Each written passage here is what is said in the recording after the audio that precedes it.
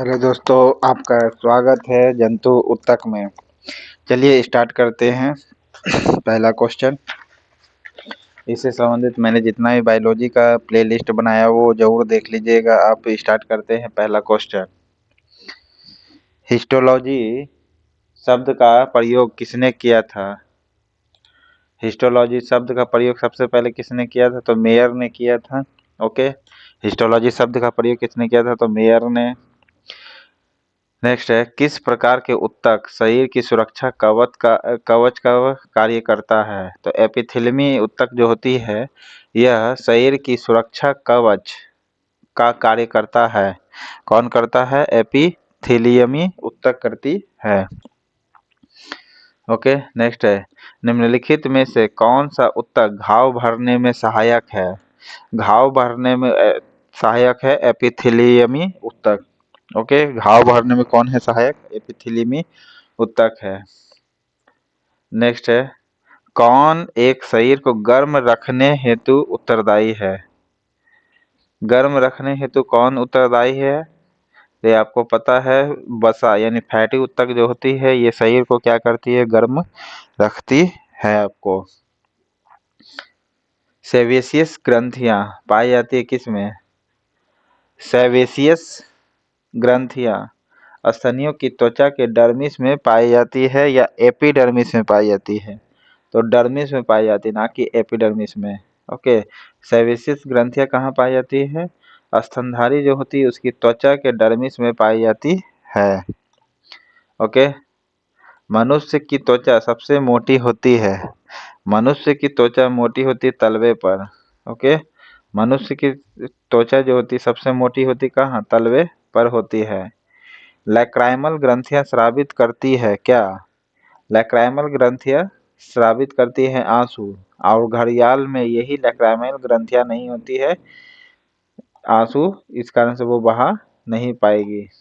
Okay, वृद्धावस्था में त्वचा में झुर्रियां पड़ जाती है, क्यों? इसका कारण क्या है? वृद्धावस्था में झुर्रियां पड़ जाती है क्योंकि उपचर्मी स्तर के लचीलापन कम होने के कारण हो जाती है। कौन सा? उपचर्मीय स्तर में। ओके, उपचर्मीय स्तर में लचीलापन कम जाती है, जिस कारण से झुर्रियां वृद्धावस्था में पड़ जाती है। मनुष्य के शरीर में सबसे लंबी कोशिका होती है कौन सी? सबसे लंबी कोशिका तंत्रिका कोशिका होती है। ओके, तंत्रिका ऊतक की इकाई क्या है? न्यूरॉन है। तंत्रिका ऊतक की इकाई क्या है? न्यूरॉन है। संवेदना का चालन शरीर के एक भाग से दूसरे भाग में किसके द्वारा होता है? तो एपिथेलियमी नहीं बल्कि तंत्रिका ऊतक के द्वारा होता है आपको। ओके, संवेदना यानी कनेक्शन कम्युनिकेशन का चालन होता है एक भाग से दूसरे भाग में किसके द्वारा? तो तंत्रिका ऊतक के द्वारा। ओके, एपिथेलियमी ऊतक त्वचा का सुरक्षा कवच घाव भी यही भरती है। ओके, संयोजी ऊतक ब्लड को कहते हैं। लिगामेंट एक रचना है जो जोड़ती है किसको? लिगामेंट जोड़ती है अस्थि को हड्डी से, या फिर हड्डी को हड्डी से जोड़ती है। लिगामेंट जोड़ती है अस्थि को अस्थि से। ओके, अस्थि से अस्थि को जोड़ती है। Okay, ligament. और टेंडन जोड़ता है अस्थि से पेशियों को। ओके, अस्थि से अस्थि जोड़ेगी लिगामेंट। ऊंट का कुबर किस ऊतक का बना होता है? फैटी ऊतक का बना होता है ऊंट के कुबर। मोटापा मोटापा निम्न में से किसकी अधिकता के कारण होता है? तो फैटी ऊतक अधिक हो जाती है जिस कारण से मोटापा होती है। ओके, फैटी ऊतक अधिक होने से मोटापा हो जाती है आपकी। ओके, निम्नलिखित में से कौन ऊतक का उदाहरण है? यानी ब्लड जो है ये क्या है? ये ऊतक का उदाहरण है। ओके, बायोप्सी संबंधित है किससे? बायोप्सी संबंधित है परिरक्षण के लिए ऊतकों को शरीर से अलग करने के लिए किया जाता है बायोप्सी।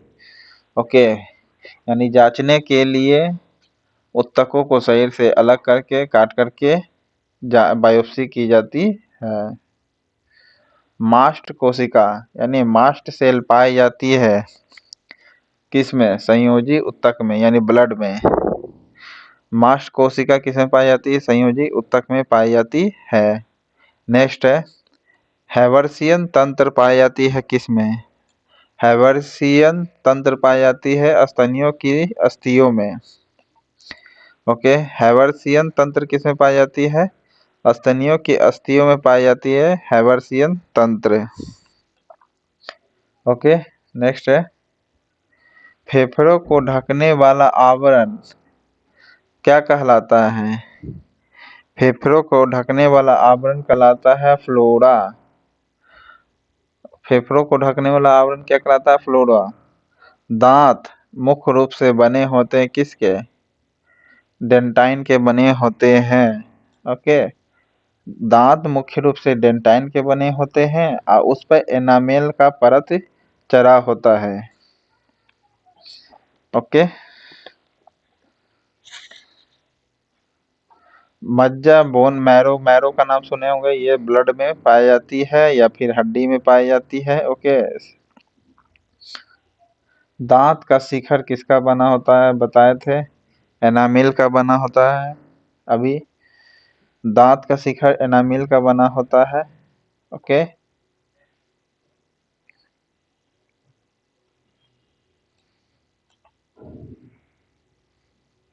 नाभि रज्जु, नाभि रज्जु है क्या? नाभि रज्जु प्रौढ़ संयोजी ऊतक है। नाभि रज्जु क्या है आपका? प्रौढ़ संयोजी ऊतक होगी। ओके, जीवित किसी जीवित देह के भीतर कोशिका या ऊतक की मृत्यु को कहते हैं क्या? न्यूट्रोफिलिया कहते हैं। ओके, न्यूट्रोफिलिया कहते हैं किसी जीवित शरीर के भीतर कोशिका का मर जाना या ऊतक के मर जाना क्या कहलाता है? न्यूट्रोफिलिया। ओके, न्यूट्रिशन का यानी न्यूट्रिशन जो मर जाती है इसलिए न्यूट्रोफिलिया कहते हैं। जीवित शरीर में ही मरती है ऊतक।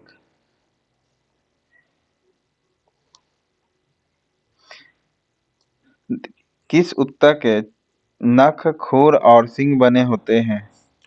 तो कीरेटिन की बनी होती है। किसकी बनी होती है? कीरेटिन की बनी होती है। नख, खुर और सींग कीरेटिन की बनी होती है। ओके, आरएच कारण ने अपना यह नाम किस जानवर से लिया था? आरएच कारण यानी आरएच फैक्टर जो था ये बंदर से लिया गया था। ओके, जन्म के बाद मानव के किस ऊतक में कोई कोशिका विभाजन नहीं होता है? तो जन्म के बाद कोई कोशिका में विभाजन नहीं होता है, वो किसमें होता है? तो संयोजी ऊतक में विभाजन नहीं होती है। सॉरी, संयोजी करे तंत्रिका में। तंत्रिका जो होती है इसमें आपका विभाजन नहीं होता है। ओके,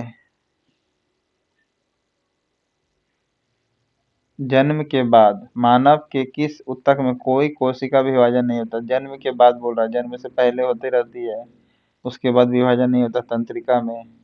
प्लाज्मा में जल का प्रतिशत कितनी होती है? 90% वाटर होती है और शरीर में 80% वाटर होती है।